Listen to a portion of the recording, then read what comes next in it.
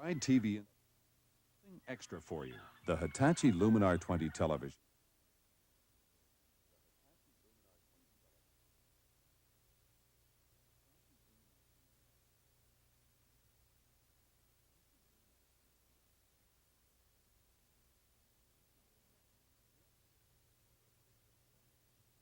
McBride TV and stereo at the corner of 6th and Columbia in the heart of downtown Westminster. Coming up next, Webster.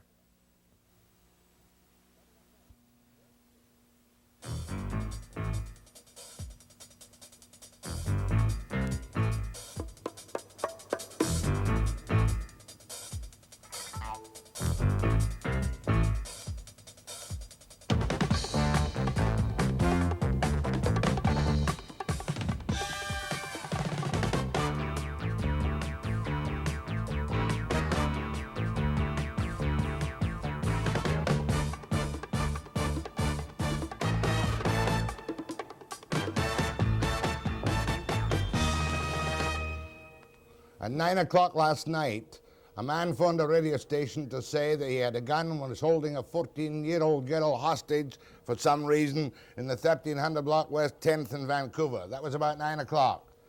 By 4 o'clock in the morning, the emergency response teams were firing barrages of shots. With me is Clark Schneider, the cameraman on the scene with our other crews. What's happening now?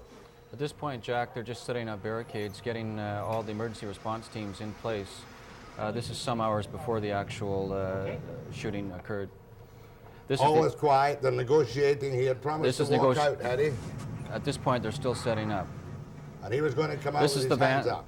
Yes, this is the van that was going to be used for the escape vehicle. His official van for the getaway, leaving the girl outside, Yeah. and promises of no shooting. And then... This is where it starts to happen here. He drives up, it's parked, so the policeman leaves, and he runs up and That's gets him in. running.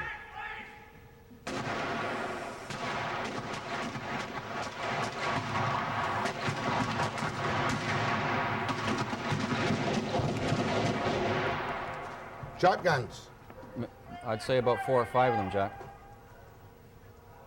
They attempted to shoot the tires out as well and just basically barraged the entire van. Get out of that car now. At this point, he's been wounded in the foot as he tries to get out of the vehicle and come around to the front. Open it.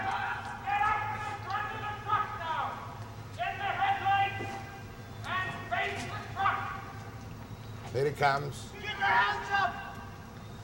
Okay, now put your hands above your head and move to the front of the truck. Here he comes. High over your head! Higher! Go! Get him up! To the front of the truck! To the left of the truck! Get him up! Get your hands up! There he goes. You move and you're gone. At this point now, they're just moving in, trying to apprehend him, put the cuffs on. They think he still possibly has a revolver in possession. Whether or not he got any shots away at this point seems in question. As I say, they tried to shoot the tires out to prevent the vehicle from escaping. And they did. Yes, they did. Again, as these bullets from the shotguns went right through to the other side, this is the other side of the vehicle. We'll see shortly the actual side facing the actual blast coming up. They riddled it. Oh, it's like a piece of Swiss cheese. It came through at a high level too, but they shot him in the foot, fortunately. This is the actual side that received all the barrage, and had he not ducked down, he would have definitely been killed. He would have been dead. Police feel that he had a gun and feel that he fired a shot. They feel he fired first, and for that reason they opened fire. But with us being there and looking at our footage, it is questionable whether he even had time to even reach for a gun. I think they just opened fire. And Incident over. Hostage safe. Everything seems fine. Guy in custody. Not seriously injured either. After being told, move and you're dead. That's right, or you're gone. Oh, you're gone. Who was with you on the crew, Clark? Bill Caesar. Bill Caesar. Yeah.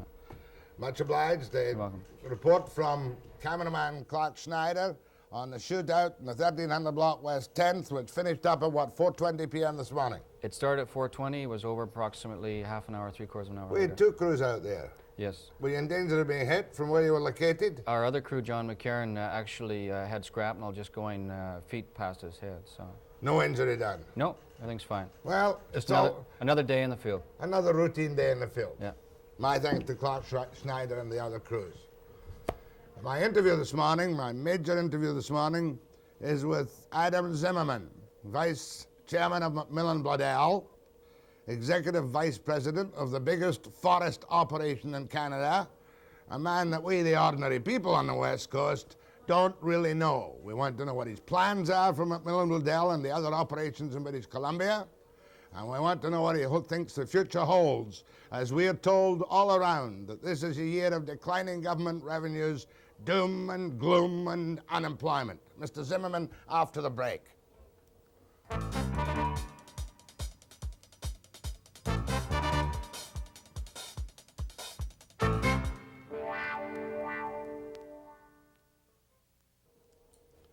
Little bit of background. It's not so long, it seems to me, since Premier Bill Bennett was making large noises that British Columbia was not for sale. And Big Julie Sinclair was, to put it extravagantly, as is my wont, turfed out of British Columbia and told to keep his hands off Mac Blow. You turn around a couple of years later and what do you find? You find that the CPR is back in a fairly big way, an international paper, I think they call it, Taz and Gold River, and of course Pacific Logging, and that Mac Blow has been taken over. And Mac Blow has been taken over by the biggest boys from the East, Noranda, the executive vice president of which is also vice chairman of Mac and Blow, is Adam Zimmerman. Do you find in the industry, on the west side of the industry, that there is kind of emotional, parochial resentment to the move-in and the takeover of Mac and Blow by Noranda? Well, I think that there's some of that is stirred up a bit in the media, but I don't really think that we find any problem with with the people who work for the companies. In other words, when you made your move after Brick failed in its bid to get Mac and Blow, there were no political obstacles put in your way? No. You just went straight into the market, got your share control, made your deal, and that was it? Well, I think that the Premier and the government were quite properly concerned, and they took steps to be sure that public opinion wouldn't oppose them, and that, that generally this was seen to be a good deal. Did you have to give any guarantees about continuation of operations or any conditions specially applied to your tree farm licenses? Well, we gave some undertakings which were not quite of that nature, but we, of course, undertook to dispose of our then interest in BC Forest Products. And we indicated that we had no thought whatever of impairing the capital expenditure program. In fact, we would tend to go the other way. You have to remember in looking at things like this, we started in this business by taking over some bankrupt sawmills in British Columbia, and they sure as hell were glad to have us then. 1961. That's right. Yeah. And from that, was that your first forest products operation with which you'd played? Yes, that was our baptism of fire, you might say. It was a long Where do you stand now in forest products size in Canada? Are you the biggest? Oh, I guess we would be by far the biggest now. Forget the mines for the moment. How much of your efforts and companies are in pulp and how much in products? What do you mean by products? Pulp is against sawmill products. Sawmill products? Oh, I don't know how I could quantify that. I suspect it's about even Steven. We have the two interests in two Western companies, and they are both heavier to wood and building products, and then our Eastern companies, McLaren and Fraser, are much heavier to paper and... Before I get to your prognosis of doom and gloom or whatever, let me get to my conspiracy theory. Noranda runs... Give me a list of what Noranda has. In BC? In the country. Well, that would be hard to do. Noranda is a resource development and operating company. We have a number of mines in the... it started off with a copper-gold mine. So we have copper mines in primarily northwestern Ontario, British Columbia, and Quebec. We have zinc mines northwestern Ontario and Quebec. potash in Saskatchewan, and molybdenum in British Columbia. We produce a little in eastern Canada. We have the largest electrolytic copper refinery actually in the world in Montreal East. And we have copper and brass mills and wire and cable plants. And oil companies. And the Canadian Hunter, which we founded. It was not an acquisition, and that's been one of the real legendary success The BC stories. names would be like Northwood Pulp, right? Yes. Brenda Mines. Yes. Plaza Development. Well, Craigmont. We own, 40% of Placer? That's not exactly the figure. But Fair enough. MacMillan Bloedel, etc., etc., etc., etc. What the ordinary person might be conspiratorial about is the incredible concentration in the hands of a few big companies of our lumber industry. Who have we got? Yeah. We've got Noranda Bloedel, right? Yes. We've got Conzella back to some extent. We've got CPR in various guises and forms. Rainier, ITT, and have gone. BC Forest, BC Forest and Canadian Forest. Weyerhaeuser, Weldwood. I think that there are, I suppose 10 or 12 sort of major integrated companies, which are pretty important as sort of a... It's no exaggeration to say that the little boys can be put in a squeeze right now because of the bad market and the bad conditions. No, I don't think that's right. I really don't think that's right. You have to have a big company to build a big plant like a pulp mill. I mean, a pulp mill costs $400 million. So Webster and Zimmerman aren't going to raise enough money to do that. But we might build a sawmill. We might be able to manage the finances of that. And really the test is our ability to operate competitively, efficiently. And I don't think that in fact, I think probably the smaller guys are more efficient than the big companies. You don't think there's any danger of people like Doman or Warnock or some of the middle-sized people being squeezed out by the big boys? I don't think that there's any danger whatever they'd be squeezed out by the big boys. I don't think the big boys squeeze. I think in point of fact, the two you mentioned are sterling examples of enormous success of otherwise little guys who grew big. Fair enough. Now, what about you when you took over MacMillan Bloedel? Since then, there have been a number of changes at the top. You've laid off a lot of your middle management executive. And in the wood product industry in British Columbia right now, there's something approaching 30,000 people out of work. Right. Big disappointment, or did you anticipate this?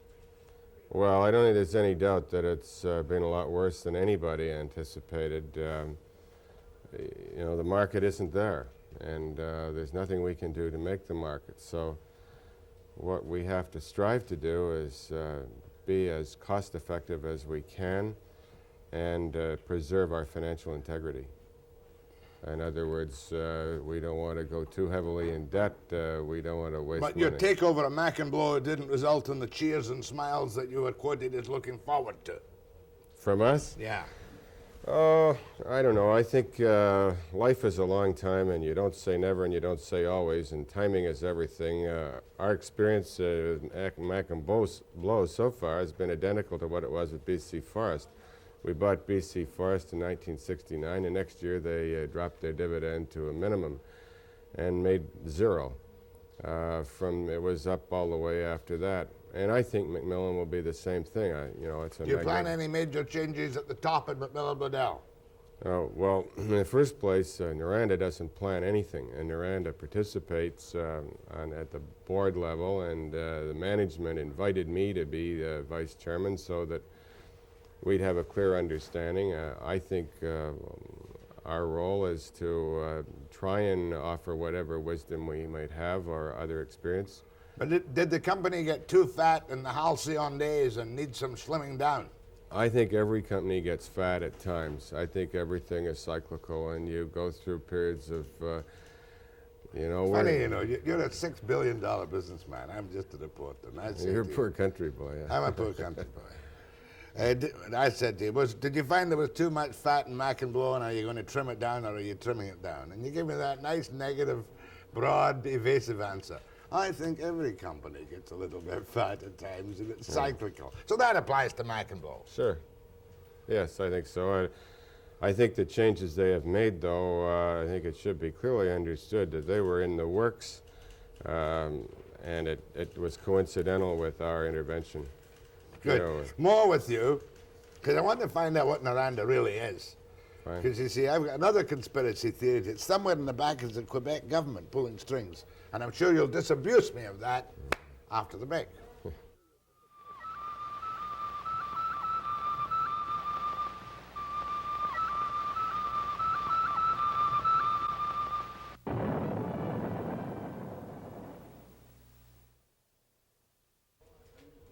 Adam Zimmerman, Vice Chairman of MacMillan Bloedel and Executive Vice President of the giant Noranda. You know, there's not much control of corporate power in this country, and little people worry about it. I've been reading your stuff. Noranda, Brascan, Brascade. Who owns whom? How much influence does the Quebec Pension Fund, which is in the system somewhere, and the Bronfmans have on Noranda? Are you a subsidiary of Brascan, Brascade, whatever? No, I don't think so. And I think your first question of who owns whom, it's a hard question to answer in a way, but basically the public owns... Don't give me the shareholder bit, please. No, I'm not going to give you the Give me shareholder the control bit. But then certain, I suppose, groups can be regarded as more equal than others if they have a nominee director on your board. Our board has recently been enlarged to 18 people, of whom 7 represent Brascade, of whom I guess 2.5 might be said to represent, or 2 to represent the case, which is the Quebec Pension Fund. Now so that's, so to speak, 2 out of 18 people. The underlying thing is that these men are all competent businessmen who are going to be independent and act on their own. And unless, I think if there was some overt attempt to politicize our activities, it would be shut off bang. I think really maybe there would be a lot of advantages in having this kind of representation, because they're going to know what our real problems are, and they're going to see us as we are, and we're pretty good.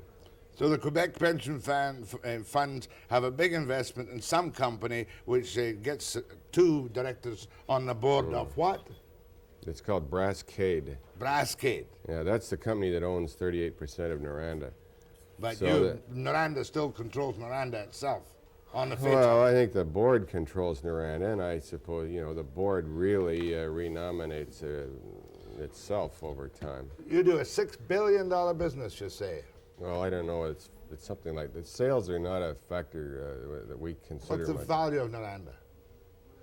The value of Noranda is, I don't know, $3 billion. $3 billion. Take the number of shares times the... All right, never mind. I'll take your figures for it. I'm not. You're a bookkeeper. That's right. I'm absolutely. An accountant formerly from that firm of Clarkson Gordon. Right. Now, A great finishing school. let's get down to the prospects, first of all, for the forest industry in British Columbia. Mr. What's his name? Knudsen said the end of this year, if we're lucky, the fall if we're lucky, and maybe even the beginning of next year in the forest products industry. Do you subscribe to the same views? Yes, I do.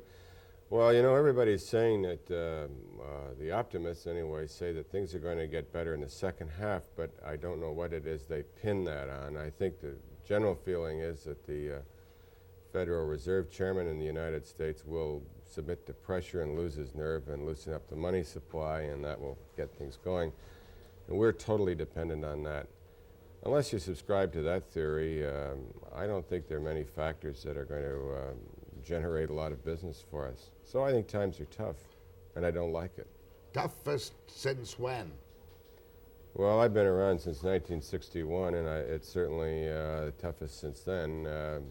It's the deepest and most protracted. So. And yet last year your economic forecasts, or your will must have been very weak, because you, generically speaking, turned round and you gave the woods industry here $500 million more in their pay packets, and apparently you did it with love, grace, and happiness. Yeah.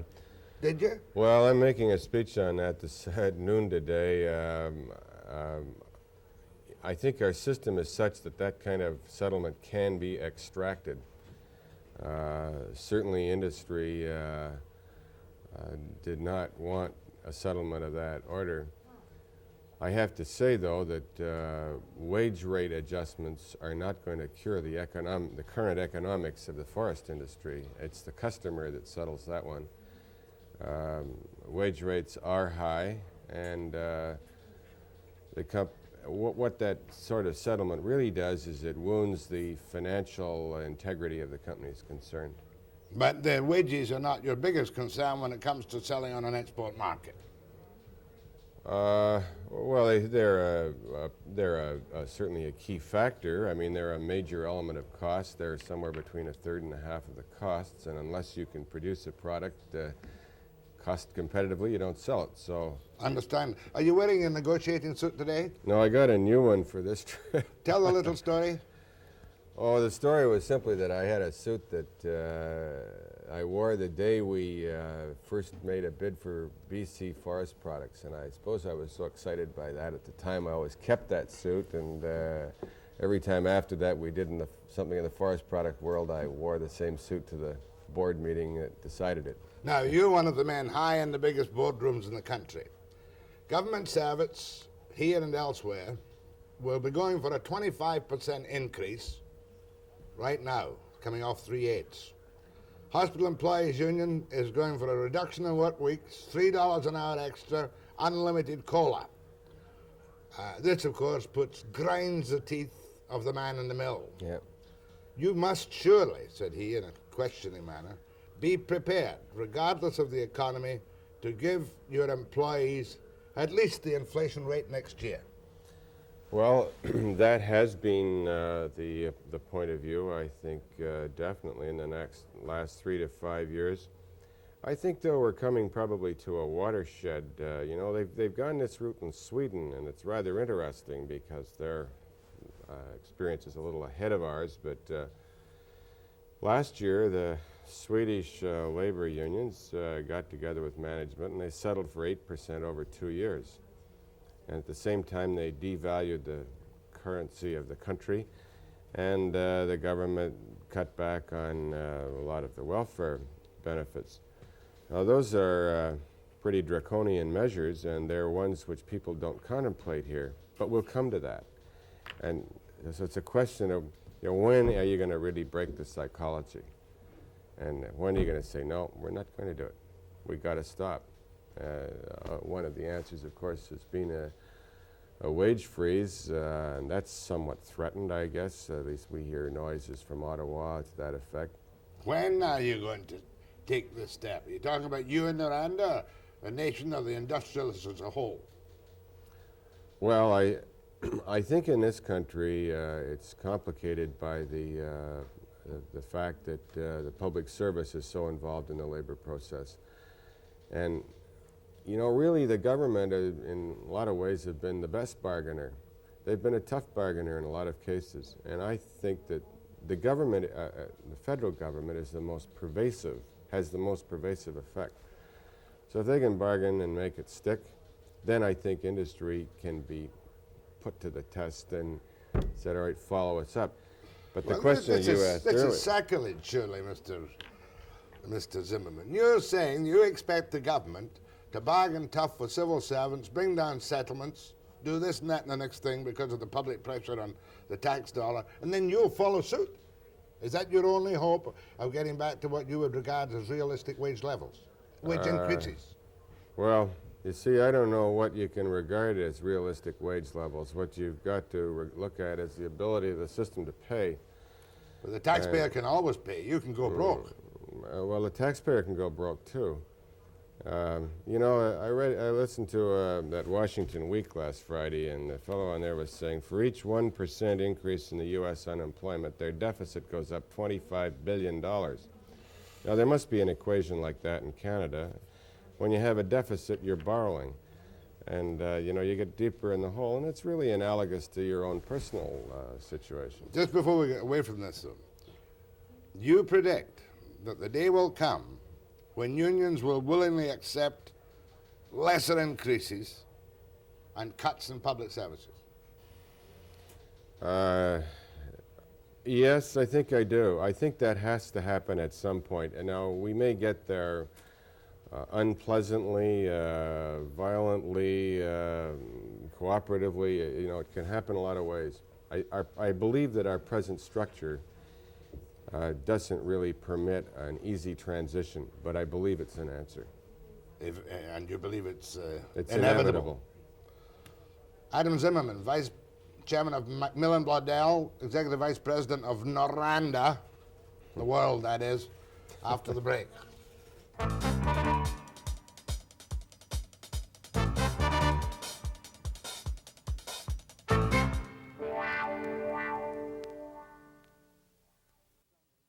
Give me a short list.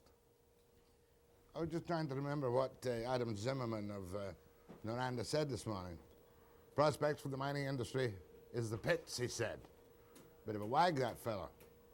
It's inevitable that we come into some kind of crunch, I understood from him, on wage increases, conditions, benefits, intervention by government. He doesn't know when, he doesn't know how, he doesn't know whether or not it could or could not be violent. He's one of the boys from Bay Street, and perhaps the most significant thing of all is to realize that a man like Zimmerman looks at the budget, says quite bluntly that it's dumb, doesn't have any faith in the people who read it or the people who prepare it, because they're not in contact with reality, or words to that effect. And as I said to him, you know, quite seriously, there was a time 20 years ago, 25 years ago, in the days of Diefenbaker, Saint Laurent, Lester Pearson, when one accepted it as an axiom that Bay Street ran the world. But what the boys in Bay Street wanted, the boys in Bay Street got. In other words, it was a smaller government, a smaller system. The big money had the direct access to the politicians who were of the same political cloth, and things would happen that way. Vastly different now, as we well know. A prime minister who never ever worked for a living, and you've got professional politicians, many of whom have not worked for a living for a long, long time, and you have a fancy breed of intellectual, esoteric, Harvard-trained, university fellows, all of whom come of the same philosophical school, that they know what is best for us, but even better, they know what is best for themselves.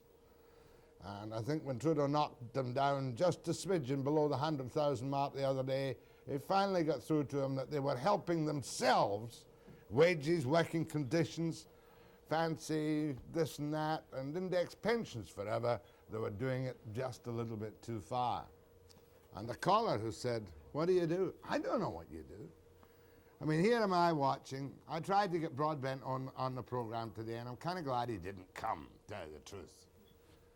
He starts out on a 7 or 8 day trip with a faithful entourage of reporters all across the country so that he can make the same speeches about unemployment for which he has no answers whatsoever from coast to coast. Do you think that that Broadbent would say, yeah, well, look, you're really going to have to hold back on your wage demands this year. You're really going to have to hold back on your civil service demands this year. You boys in the BCGEU can't get 25% this year. No way will he do that. And yet I'm quite confident if you take all the middle-of-the-road NDPers, and Broadbent is a very good guy. You know, he's a university professor. Maybe he never worked for a living either. Maybe I never worked for a living. And they're all very great off camera. Put them on camera and they're doctrinaire, whatever their party is. And off the air they'll say, look, we can't keep going like this. We can't possibly keep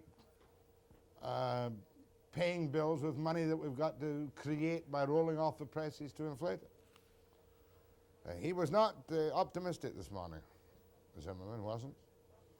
And you've had both sides of the hospital employees union dispute from me. You've had HEU down to 35 hours, $3 an hour, full COLA, God knows, and they've already been offered 80 cents and $1.15, $2 and something over 2 years.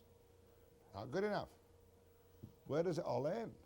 And that's why He said, well, where does it all end? He doesn't know either.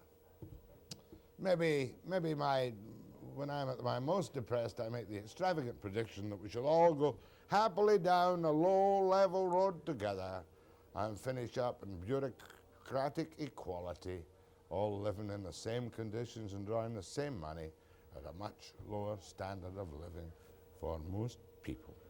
Well, a couple of things to do, but I'll take calls too. What's the time? Just after 10. Free for all with Webster. Steve is going to make a fool of himself. Well, so what's new? Not once, I think, but maybe if we've got time, twice after the break.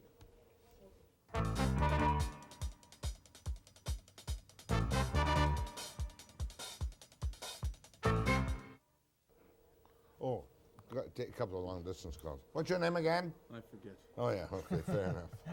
You're stunned for a certain reason. That's why I need a cigarette. Oh, stop it. Go ahead, please. Where are you speaking from?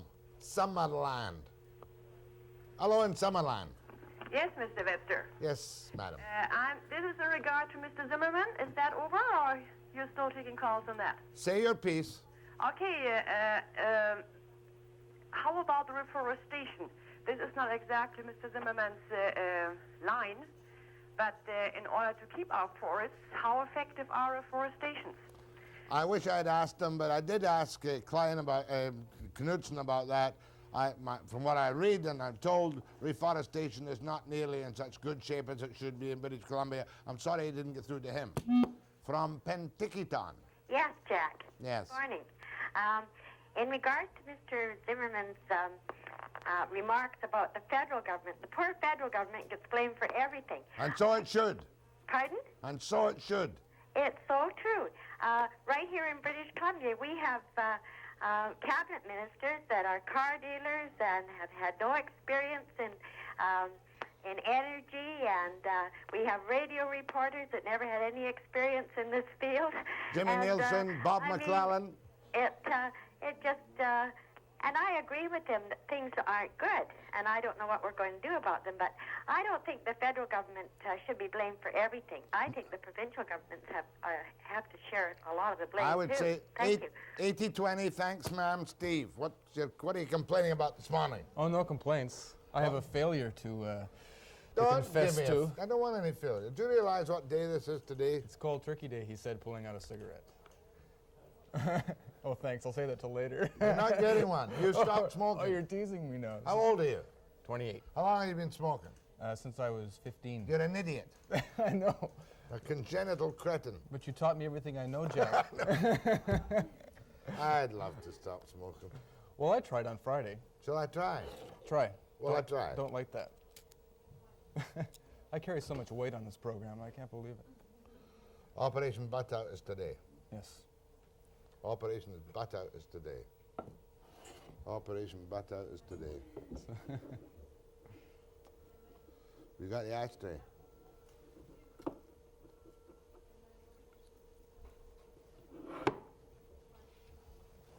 Now, how long will that last? I'm doing my best. You got a film? Well, I went to a hypnotist on Friday to see how that would work. But I only went once. You're supposed to go 4 times. You didn't want to go. Well, I wasn't convinced I want to quit smoking. Why don't they roll the film and let's see it? Well, they can show a bit of what I went through the I first see. step in the hypnotism process to try to quit smoking. I don't smoke as much as you do, Jack, but I'm ready to quit. Trouble is, I also confess to a crucial lack of willpower. I haven't been able to quit on my own. But behind this unmarked door in the Georgia Medical Building downtown, there's a woman who says she can help me out by hypnotizing me.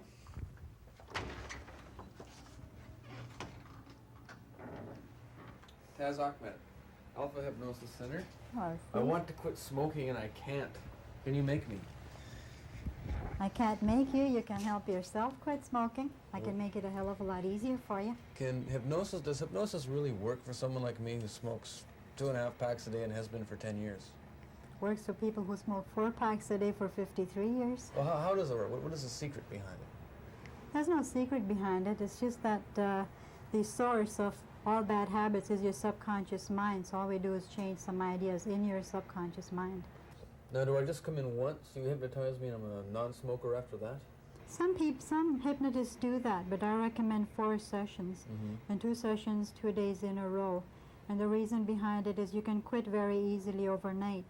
But you're here not just to quit smoking, you're here to become a non-smoker, which incorporates all the habit patterns that you've had connected to cigarettes. What's your personal success rate? Okay, my success rate is 80-85%. 85%? Mm-hmm. Okay, now I smoke 2 packs a day, have been for 10 years. I think you can help me quit smoking by hypnotizing me? Sure can. Okay, let's try it.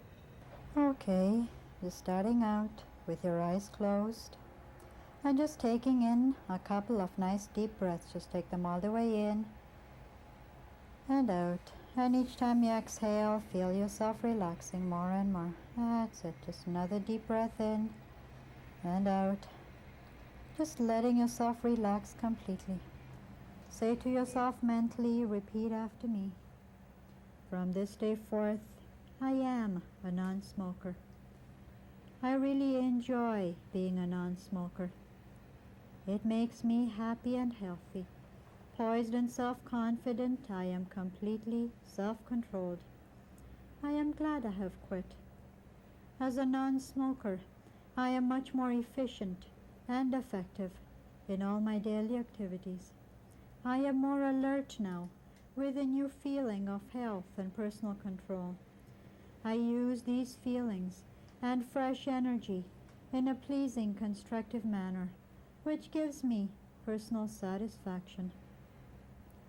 I have succeeded now, and each day in every way I get better and better. My control is becoming stronger and stronger and more automatic now. I am now and shall always remain a bona fide non-smoker. 1 coming up slowly. Feel yourself coming up easily and naturally. 2 coming up even more now. Feel your circulation returning to normal, and all systems of your body are returning to perfect normal functioning now.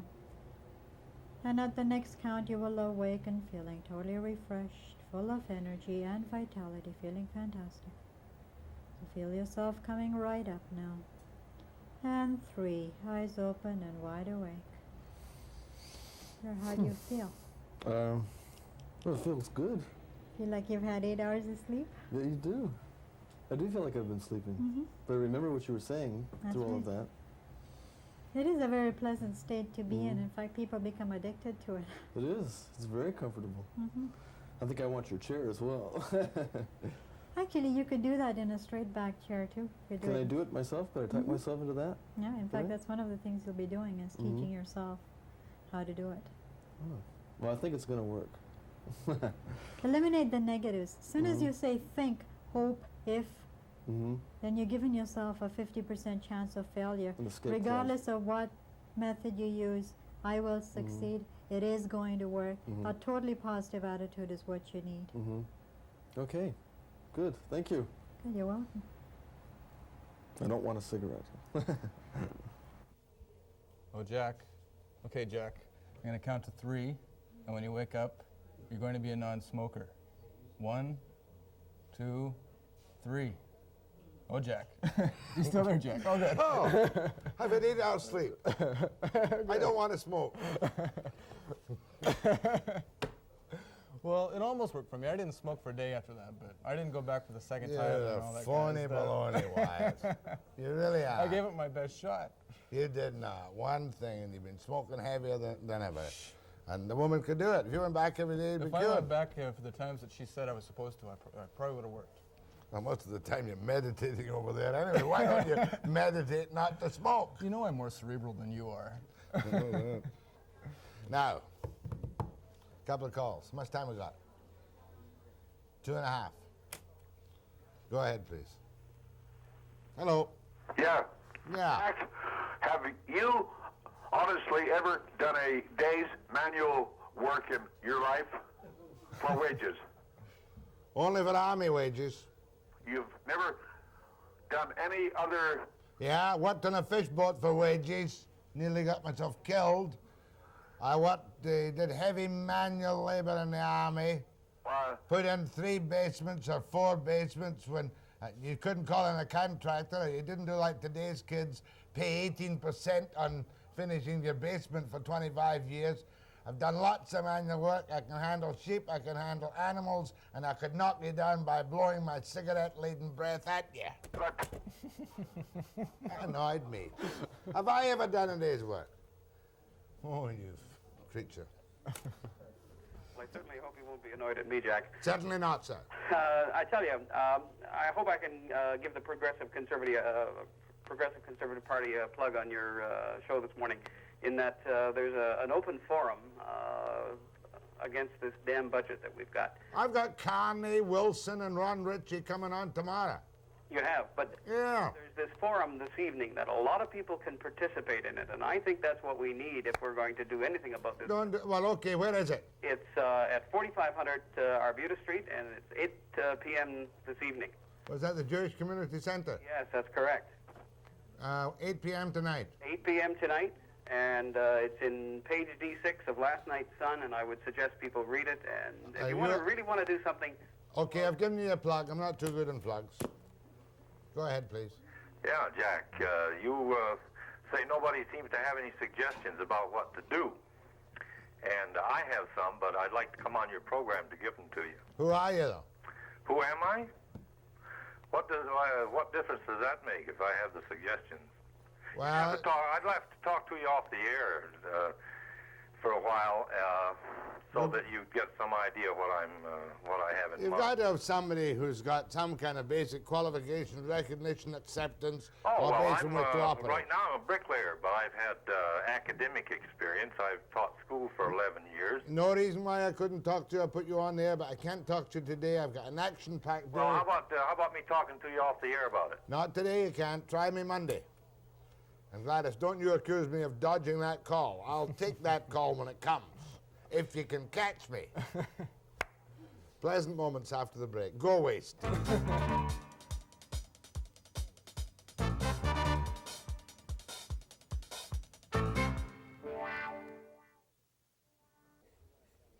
Say after me. Look at that camera. Look at that camera. Good morning, ladies and gentlemen. Good morning, ladies and gentlemen. I'm taking Webster's place. I'm taking Webster's place. He's a slob. He's a slob. Who is this woman here? Eileen Podanowski, our Queen Silver Star. Who's Queen of Silver Star? Who's Queen of Silver Star? Eileen Podanowski. Is that the Vernon Winter Carnival? Vernon Winter Carnival, yeah. Matter of fact, Eileen was telling me that you look better with your makeup on than with your makeup off. That's probably quite true. How old are you? 22. What do you do for a living? Go to college. Oh, what, you taking basket weaving? Oh, that's my major. That's your major. What's your other one, travel agenting? No, business. Business. Just stay there. You have a Prezi for me, don't you? Yes. I'll get it later. Eileen, when were you elected Queen of the Silver Star Vernon Winter Carnival? That was last February. And you're still the queen? Yeah, just about retired. Getting kind of old to be a queen. I hope not. How old are you, Eileen? I'm 20. 20. You a college student too? No, right now I'm an unemployed queen. How can you be an unemployed queen? All you've got to do is find an unemployed king and you've got it made. I know, I'm still looking. Pat Nicol, what are you? I'm the chairman of the Winter Carnival. I see. And how much of the wage government pay all do you get to run it? Absolutely nothing, all volunteer. And what happens at the Vernon Winter Carnival? Well, this year for you, we've got windsurfing on ice and the very famous Vernon Winter Carnival muzzle winter loading rifle shoot, where it's with tomahawks and muzzles and lots of fun for you. What else? Ice cream eating. That's something that maybe you didn't get enough at Christmas time. What else? Klondike capers, all kinds of theme nights, Roman night, medieval night, big band event this year. Ed Schreier is coming. He's a personal buddy of yours, I'm sure. Oh, he'll be terrific. He'll be the life and soul of the party. Lily's great fun too, though. Get them out on the windsurfing. Hey, that might, if you get Ed Schreier on windsurfing with a camera there, you can get the Vernon Winter Carnival on the national news. Well, that's what we're hoping to do, but we've been told that this show has greater ratings than anything that they would do nationally, so that's why we're here today. Wow, this is your first step toward fame and fortune. Well, that's what we're told, and we sort of feel it here in this. Pat, seriously, how many people will you expect to have at the carnival? Well, all of the events are usually sold out, and we usually attract about anywhere between 2,000 and 4,000 from outside of Vernon in the North Okanagan. Lots of people from the Alberta side? Yes, we do promotional tours there as well. Did you drive or fly down?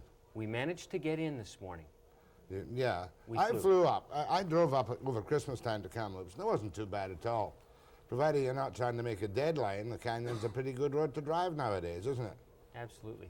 Okay, Eileen, what are your functions at the Podanowski? Eileen Podanowski, what are your functions at the carnival? Well, the coronation is coming up, the proclamation, and then the crowning of the Queen, and I'm involved in that. And then we have a snowflake ball that same evening on the first day of Winter Carnival. A ball for flakes. Snowflakes. And any other flakes that happen to be around. When is it, by the way? You haven't told me. February 5th through the 14th, 10 full days. What's the date today? January 13th. Yeah, 13th of January. February the 5th. And you'll make money on it. We do. We break even every year. We balance the budgets, and we raise about $50,000 for charity as well. Jolly good show. You've been on the show a couple, not you, but I've given them a plug. Okay, the Winter Carnival. What dates are it, Joe? What dates is it, Joe? What date is it, Joe Bull? February 5th to 14th. 14th. Yeah. Say February. February. February. I keep trying. February. Where's my prezi? Oh, this is a toque presented from one clown to another. Very well said. Not a bad looking toque. Great. Hey? The Great White North relived. Oh, what about bacon? Give me another beer. SCTV, Scottish television, not the Second City. Very nice of you to come down, Eileen. Hope you have a highly successful carnival. You too, Pat, and you too, Joe Bo. Much obliged. I'll be back after the break.